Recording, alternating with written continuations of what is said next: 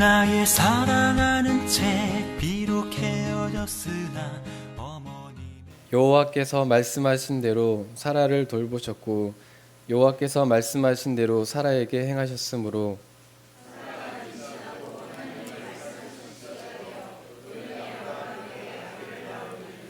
아브라함이 그에게 태어난 아들 곧 사라가 자기에게 낳은 아들을 이름하여 이삭이라 하였고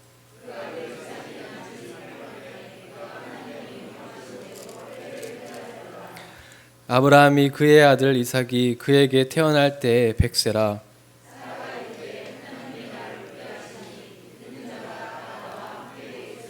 함께 있습니다.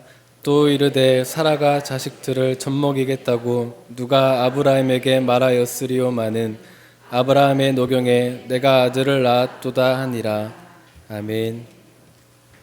한 아들이 어느 날 외출했다가 집에 들어갔더니 아버지가 아주 우울한 표정으로 앉아 있는 겁니다. 그래서 아들이 묻습니다. 아버지 왜 이렇게 우울하게 앉아 계세요? 무슨 좋지 않은 일이라도 계세요? 그러자 아버지가 대답합니다. 글쎄 뭐 특별한 일은 없는데 왜 그러지? 내가 지금 마시고 있는 이 차 때문에 그런가? 그러면서 그게 무슨 차인데요? 그러자 아버지가 뭐라 그래요? 구기자차. 그러자 아들은 손에 사들고 온 것을 아버지에게 내밀며 이렇게 말합니다. 아버지 그럼 이걸 한번 드셔보세요. 그러면 괜찮아지실 거예요. 뭘 사갖고 왔을까요? 피자. 피자를 갖고. 옆에 분들과 인사 나누실까요? 얼굴 좀 핍시다. 얼굴 좀 핍시다. 얼굴 피시면서 살아가시는 저와 여러분들 되시기 바랍니다. 인생을 살아가면서 우리는 늘 두려움과 걱정, 근심에 사로잡혀 살아갑니다. 어느 누구도 사실 여기에서 예외가 있을 수 없습니다. 그렇지만 하나님은 이런 걱정과 두려움 속에 살아가는 우리들을 구원해 주시고자 이 땅에 오시지 않았습니까? 우리를 두려움과 근심에서 해방시켜 참 기쁨을 누리게 하십니다. 오늘 본문을 통해서 우리는 그 사실을 확인해 볼 수 있습니다. 자, 오늘 본문 1절 2절 말씀을 다시 한번 읽어보시겠습니다. 본문 1절 2절 같이 한번 읽겠습니다. 여호와께서 말씀하신 대로 사라를 돌보셨고 여호와께서 말씀하신 대로 사라에게 행하셨으므로 사라가 임신하고 하나님이 말씀하신 시기가 되어 노년의 아브라함에게 아들을 낳으니. 아멘. 자, 여기 이 말씀 보시면 하나님이 말씀하신 대로 되었다라는 말씀이 3번이나 반복됩니다. 하나님이 말씀하신 대로 지금까지 사라를 돌보셨고 하나님이 말씀하신 대로 사라가 임신했고 또 하나님의 말씀하신 대로 때가 되어 아들을 출산했다라고 말씀하고 있습니다. 자, 이렇게 이삭의 출생이 하나님이 말씀하신 대로 이루어진 일이다라는 것을 강조하고 있습니다. 특별히 여기서 여호와께서 말씀하신 대로 사라를 돌보셨다라고 되어 있는데 여기 말로 우리말로 여기 이 돌보다라고 번역된 본래의 뜻은 방문하다, 찾아오다라는 뜻입니다. 그러니까 직역하면은 여호와께서 말씀하신 대로 사라를 찾아오셨다라고 됩니다. 하나님이 이전에 사람의 모습으로 아브라함을 방문하셨을 때 이렇게 말씀하셨습니다. 내년 이맘때 내가 반드시 내게로 돌아오리니 내 아내 사라에게 아들이 있으리라. 이렇게 작년에 내년 이맘때쯤 반드시 내가 너에게 돌아올 것이다 라고 말씀하신 그대로 하나님이 사라를 방문하셨고 그 말씀 그대로 사라가 잉태하여 아들을 낳게 되었다라고 하는 것입니다. 여러분, 오늘 우리가 먼저 기억할 것은 하나님의 말씀대로 모든 일이 이루어진다라는 사실입니다. 여러분, 이 성경 말씀이 그대로 이루어진다는 사실을 믿으시죠? 믿으시죠? 믿으셔야 됩니다. 그런데 왜 우리는 두려워하고 걱정하며 인생을 살아갑니까?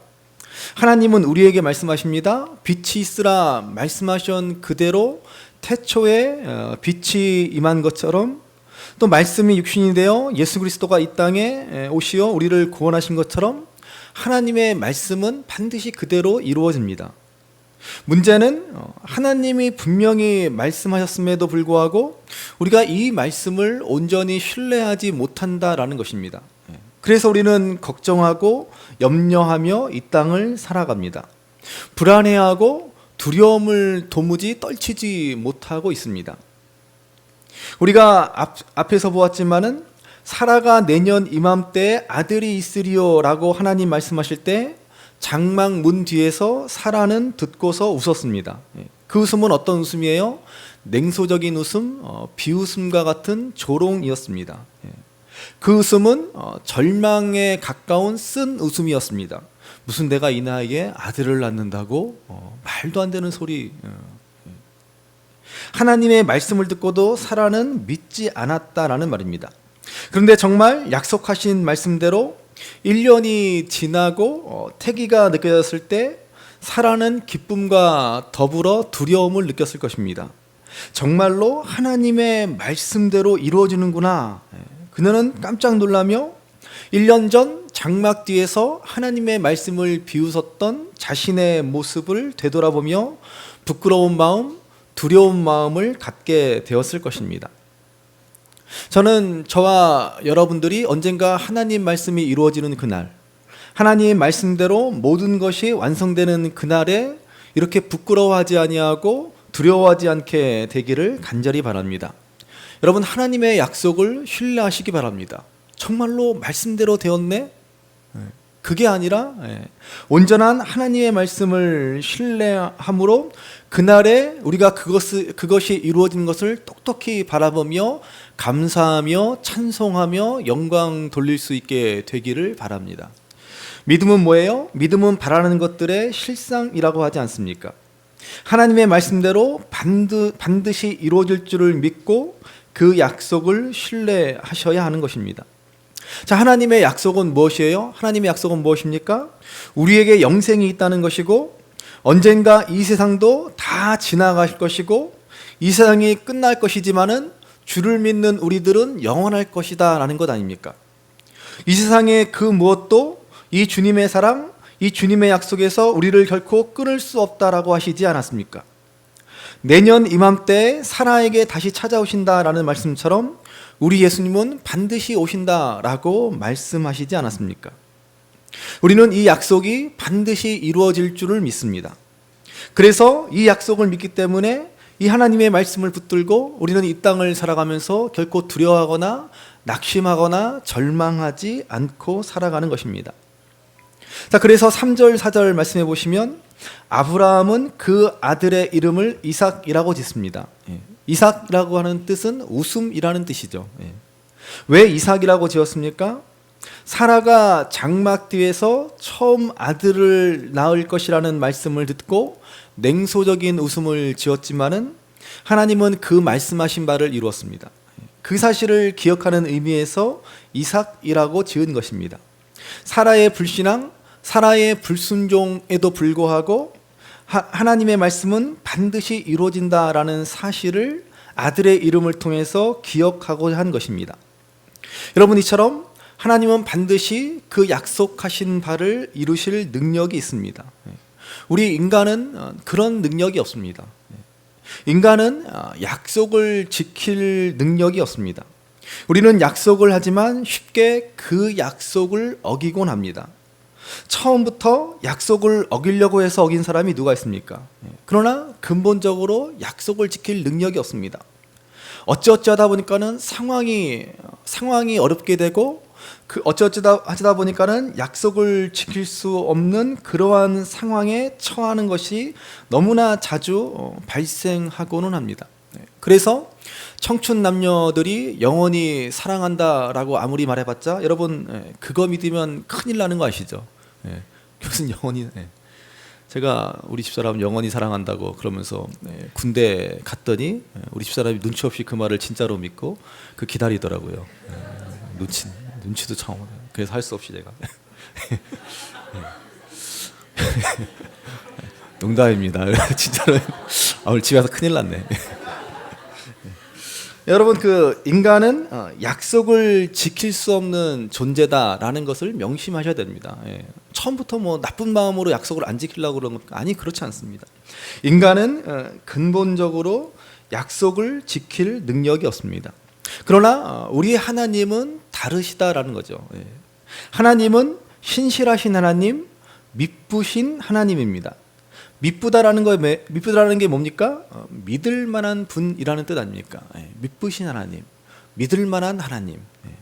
하나님은 반드시 그 말씀하신 바를 지키시는 믿을 수 있는 분입니다. 그래서 아브라함은 하나님이 반드시 말씀하신 바를 이루시는 분이구나라는 사실을 기억하며 그 아들 이름을 이삭이라고 지었습니다. 또한 아들을 낳은 기쁨으로 사라가 웃었기 때문에 이삭이라고 이름을 지었습니다. 이삭을 낳은 그 기쁨은 아브라함 일평생의 가장 큰 기쁨이었을 것입니다. 아브라함이 사는 100세 동안, 사라가 사는 90세 동안 이러한 기쁨을 한 번도 맛본 적이 없을 것입니다. 그래서 하나님의 언약으로 상상할 수 없을 큰 기쁨을 누렸기 때문에 그 아들의 이름을 이삭이라고 지었습니다. 그래서 6절 말씀을 보시기 바랍니다. 6절 말씀 같이 한번 읽어 보시겠습니다. 6절, 사라가 이르되 하나님이 나를 웃게 하시니 듣는 자가 다 나와 함께 웃으리로다. 아멘. 자, 사라는 지금 하나님이 나를 웃게 하신다며 기뻐합니다. 지금까지 여러분 사라는 어땠겠습니까? 늘 마음 한구석에 응어리가 있었을 것입니다. 일평생 마음 한구석에 그늘이 있었습니다. 아무리 아브라함이 그를 사랑해주고 아무리 아브라함이 그를 지극정성으로 잘 대해주어도 여러분 자식을 낳지 못하는 이 여인의 고통, 그 여인의 고통은 뭐로도 위로받을 수 없는 고통이었을 것입니다. 아무리 아브라함이 괜찮다라고 해도 아브라함에게도 쉽게 꺼내지 못하는 마음속 깊은 곳에 그늘진 응어리였을 것입니다. 그런데 이삭의 출생을 통해서 그녀의 마음속 응어리가 한순간에 다 해소되게 되는 것입니다. 하나님이 나를 웃게 하신다라고 하는 이 한마디에 다 응축되어 있습니다. 그녀의 깊은 고통의 응어리에서 풀려나 마음껏 웃게 된 것입니다. 사라는 비로소 정말 어쩌면 인생의 처음으로 자신감 같은 것, 당당함 같은 것을 갖게 되었을 것입니다. 사라는 이제 잉태와 출산이라는 과정을 통해서 하나님을 진정으로 경험하게 되었고, 이제 비로소 두려움 없는 당당한 믿음으로 인생을 살아갈 수 있게 된 것입니다. 여러분, 이 사라의 모습, 이 모습이 바로 오늘 구원받은 우리들의 모습이라는 사실을 기억하셔야 됩니다. 구원은 뭐예요? 구원은 우리를 본질적으로 회복시키는 일입니다. 저와 여러분들은 구원받았기 때문에 이 땅에서 주눅들어 살아가지 않습니다. 하나님의 생명이 내 안에 잉태되어 거듭났기 때문에 우리는 더 이상 세상 가운데서 두려워하지 않고 살아갈 수 있게 되었습니다. 죄의식에 사로잡혀 살아갈 이유가 없습니다. 여러분, 당당하게 어깨 피며 인생을 사셔야 합니다. 그렇다고 교만하라는 말입니다. 목에 힘주고 그런 말씀은 아닙니다. 비록 우리가 이 땅에서 가진 것 없고 연약할지라도 우리는 하나님이 주시는 참 생명을 잉태한 사람들입니다. 사망의 그늘에 있던 우리가 빛으로 나아오게 되었습니다.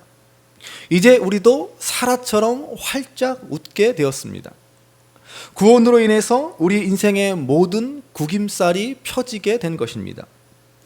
사도 바울은 이것을 에베소서 5장 26절 27절에서 우리 구원받은 성도들을 향해서 주의 거룩한 신부로 비유하여 이렇게 말씀하고 있습니다. 우리 에베소서 5장의 말씀 같이 한번 읽어보시겠습니다.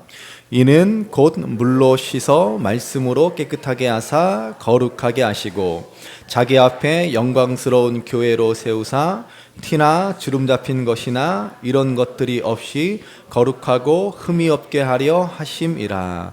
아멘. 여러분, 하나님이 구원받은 우리를 세우사 영광스러운 교회가 되게 하시고 거룩하고 흠이 없도록 하셨다라고 말씀합니다. 나이가 들면은 아무리 젊은 시절에 어여쁜 미모를 자랑하던 여인도 잡티가 생기고 주름이 생기는 건 어쩔 수 없습니다. 그런데 주님은 우리 인생의 잡티나 주름을 다 제거해 주시고 우리를 거룩하고 아름다운 신부가 되게 하십니다. 그래서 우리는 인생 가운데 주눅들지 않습니다. 당당하게 인생을 살아갈 수 있습니다. 하나님이 우리를 웃게 하셨기 때문입니다. 사라는 아들 이삭의 출생을 통해 이제 단단하고 당당한 믿음의 경지에 들어가게 된 것입니다. 지금까지 사라의 믿음이라고 하는 것은 아브라함을 따라가는 믿음이었을 뿐입니다. 내 믿음이라기보다는 남편의 믿음 가지고 지금까지 살았다라고 말할 수 있습니다. 그러나 이제 자기의 믿음으로 서서 자기가 경험한 하나님, 자신에게 이루어진 그 약속의 하나님을 바라보면서 이제 비로소 온전한 믿음의 삶을 살아갈 수 있게 된 것입니다.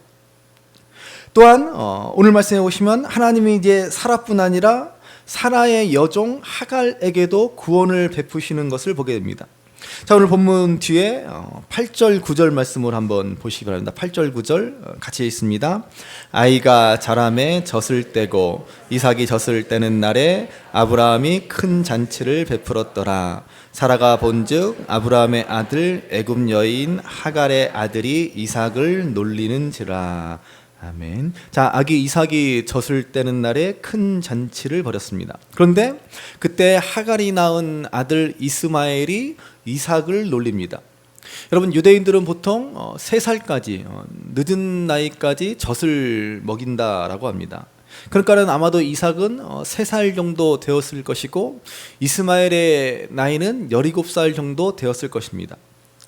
이삭이 태어나기 전까지 이스마엘은 그래도 아브라함의 사랑을 독차지하며 지금까지 자랐을 것입니다. 그러나 이삭이 태어남으로써 그야말로 개밥의 도토리와 같은 신세가 되고 만 것입니다. 그러니 힘술이 나지 않겠습니까? 17살이나 되어서 3살짜리 아기를 괴롭힙니다. 이걸 본 사라는 그야말로 눈이 뒤집혔을 것입니다. 그래서 10절에 보시면 사라는 아브라함에게 하갈과 그 아들을 내어 쫓으라고 요청합니다. 자, 이 말을 들은 아브라함은 그야말로 고민이 깊어집니다. 이럴 수도 없고 저럴 수도 없는 진퇴양난의 순간입니다. 아무리 첩의 소생일지라도 그래도 이삭이 태어나기 전까지 얼마나 이스마엘을 아브라함이 사랑했겠습니까? 그리고 지금도 이삭만큼은 아니지만은 그래도 늘 마음 한켠을 차지하고 있는 자식이지 않겠습니까? 그런데 그런 이스마엘을 어떻게 내쫓을 수 있습니까?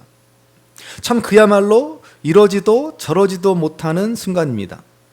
자, 이때 하나님께서 이 문제를 해결해 주십니다.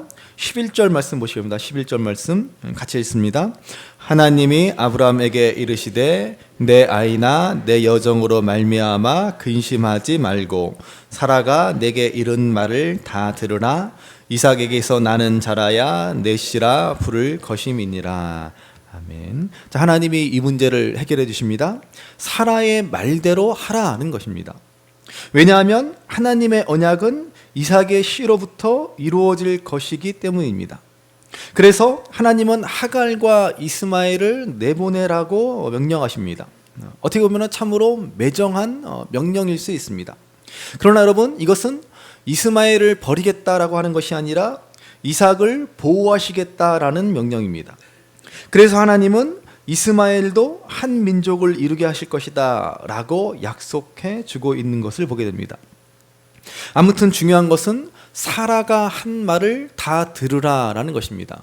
여러분 명심하시기 바랍니다. 고래로 자고로 예나 지금이나 여자의 말을 잘 들어야 남자는 잘 될 수 있습니다. 우리 남편들은 꼭 명심하십시오. 아내의 말씀을 잘 들으시기 바랍니다. 우리 24님 그냥 고개를 끄덕끄덕 하시는 여러분 꼭 명심해야 됩니다. 이 아내 말을 잘 들으면 우리 옛 어르신들 말씀처럼 자다가도 떡이 생깁니다. 좌우지간 남편들은 아내의 말을 잘 들으셔야 합니다.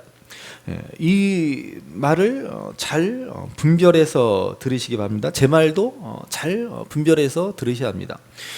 교회 여성들이 많으니까는 이렇게 말할 수밖에 없는 어쩔 수 없는 저의 상황도 이해해 주시고 잘 분별해서 들으시기 바랍니다. 아무튼 하나님은 이삭을 보호하시기 위해서 이스마엘을 내보내라고 단호하게 말씀하십니다. 우리 주성이가 예성이한테 하는 것 보시기 바랍니다. 요즘에도 보면 요즘 보면 예성이 얼굴이 그냥 하루도 성할 날이 없지 않습니까? 예. 한두 살 차이가 나도 그렇게 주워 패는데 14살 차이가 나는데 어떻겠습니까? 예. 그렇죠? 나쁜 마음만 먹으면 얼마든지 큰 사고를 벌일 수도 있는 그러한 상황이라는 것이죠. 이 일을 그냥 내버려 두었다가는 이스마엘이 이삭을 거칠게 다루고 정말 큰 일이 일어날지도 모르는 상황입니다.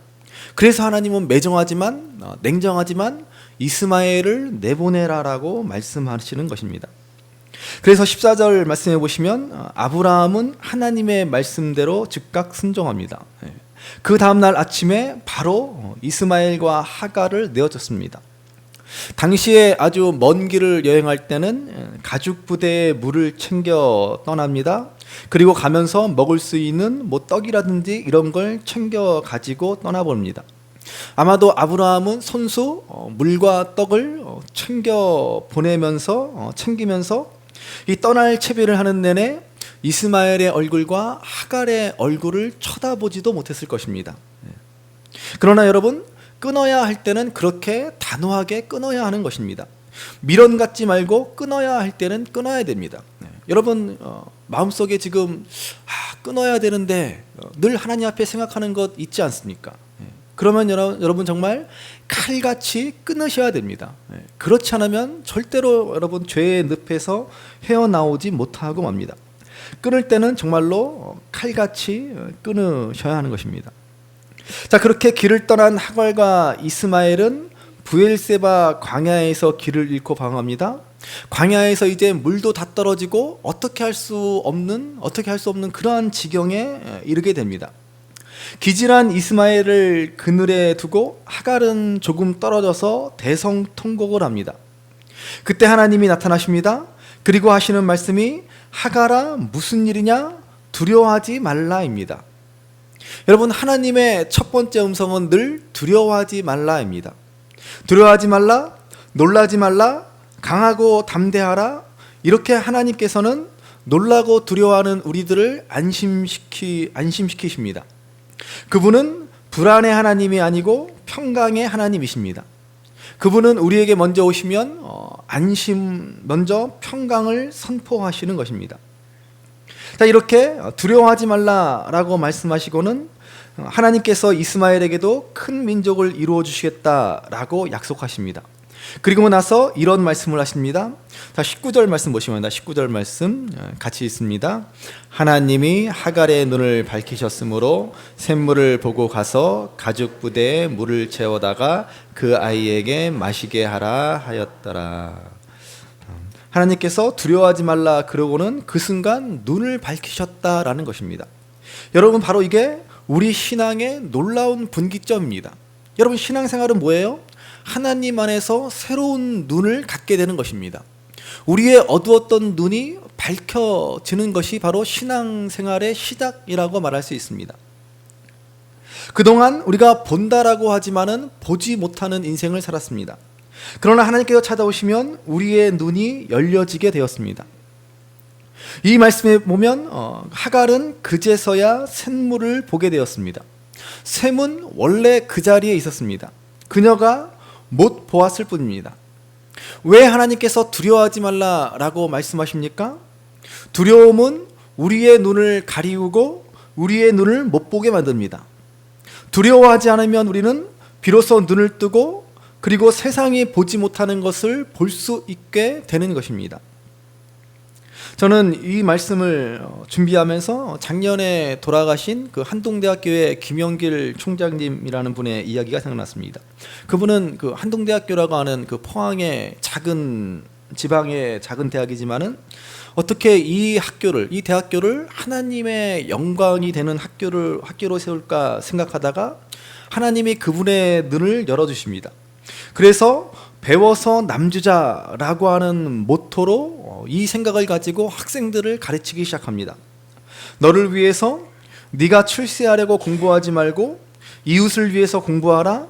남을 위해서 배워라. 베풀기 위해서 죽을 힘을 다해서 공부해라. 이렇게 가르쳤다라는 것입니다. 그래서 이 대학은 작은 대학이지만 세상의 대학과는 구별되는 그런 세상과는 다른 대학이 되었다라는 것입니다. 우리나라에 소위 명문대학이라고 하는 유명한 유수의 대학들이 많지만 그 학교들에 비해서 역사가 짧아서 잘 드러나지는 않지만은 정말로 믿음으로 세워진 세상과는 구별된 그러한 대학으로 세워져 나가고 있습니다. 이 김영길 총장님은 계속해서 유엔과 연계해서 글로벌 기독교 인재를 키우는 대학, 세상에 복이 되는 하나님 나라의 일꾼을 키우는 대학으로 지금까지 세워 오셨다라는 것입니다. 여러분, 믿음의 눈이 열리면 지방의 작은 대학이지만 세계를 품는 대학으로 만들 수 있다라는 것입니다. 저는 오늘 우리도 그래서 우리의 눈이 열려줄 수 있게 되기를 간절히 바랍니다. 그래서 도대체 믿음 생활이란 무엇인지 여러분 눈이 열리셔야 됩니다. 왜 내가 하나님을 믿어야 하는지 분명히 아셔야 됩니다. 왜 주의를 지켜야 하는지, 왜 예배를 드려야 하는지, 왜 기도를 해야 하고, 왜 말씀을 읽어야 하는지, 왜 우리를 교회 되게 하셨는지, 여러분 이런 것들에 대해서 분명히 눈을 뜨셔야 하는 것입니다. 그냥 좋은 게 좋은 거니까 옆에서 좋다고 하라고 하니까는 그냥 해야 되나 보다, 교회당에 다녀야 보나 보다, 그렇게 신앙생활에서는 절대로 여러분 믿음 생활에 아무런 열매도 맺어질 수 없는 것입니다. 안 하면 뭔가 찜찜하니까 가정의 평화를 위해서 억지로 하는 것이 아니라 믿음 생활에 대한 눈을 뜨셔야 한다라는 말입니다. 우리가 정말로 온전한 믿음을 갖게 되면 하나님이 우리의 눈을 열어주십니다. 지금까지 보지 못했던 것들을 보게 하십니다. 꿈과 비전을 갖게 하시고 소망을 갖게 하시고 하나님의 능력과 하나님의 은혜를 보게 하십니다. 지금까지는 두려워해서 보지 못했습니다. 두려움이 우리 눈을 가렸습니다. 세상의 염려와 세상의 걱정으로 우리는 올바로 바라보지 못했습니다. 그러나 하나님은 하갈에게 나타나셔서 두려워하지 말라라고 말씀하는 것입니다. 셈은 원래 그 자리에 있었는데 두려움에 눈이 가리워서 보지 못하지 않았습니까? 원래 하나님이 우리에게 만복의 복을 주셨는데 그런데 두려움에 우리 눈이 가리워지고 시기와 질투와 원망과 분노가 우리의 눈을 가려서 이 복을 보지 못하고 우리는 인생을 살아가고 있지는 않습니까? 그러므로 오늘 하나님이 우리에게 믿음 주셔서 우리의 눈이 열려지시기를 간절히 바랍니다. 인생의 문제에 사로잡혀서 걱정과 근심에 붙잡혀서 하나님이 우리에게 주신 이 복과 은혜를 바라보지 못하는 안타까운 일들이 일어나지 않게 되기를 바랍니다. 오늘 사라에게 믿음 주시어 웃게 만드신 하나님이 오늘 우리에게도 믿음 주시어 웃게 만드십니다. 우리는 기쁨이 가득한 삶을 살게 되었습니다. 하갈에게 두려워 말라고 하신 하나님이 우리에게도 두려워하지 말라라고 말씀하십니다. 우리 믿음의 눈을 들어 이제 세상을 바라보라고 말씀하는 것입니다. 그러므로 두려워하지 말고 온전한 믿음으로 하나님의 말씀을 붙들고 이 땅에서 더욱더 단단하고 담담하고 당당하게 살아 우리에게 열어주신 참 기쁨과 참 은혜와 복을 온전히 누리며 살아갈 수 있는 저와 여러분들이 되시기를 주님의 이름으로 간절히 바랍니다. 귀하다 우리 어머님이 들려주시던 재미있게 듣던 말이 책 중에 있으니 이 성경 심히 사랑합니다.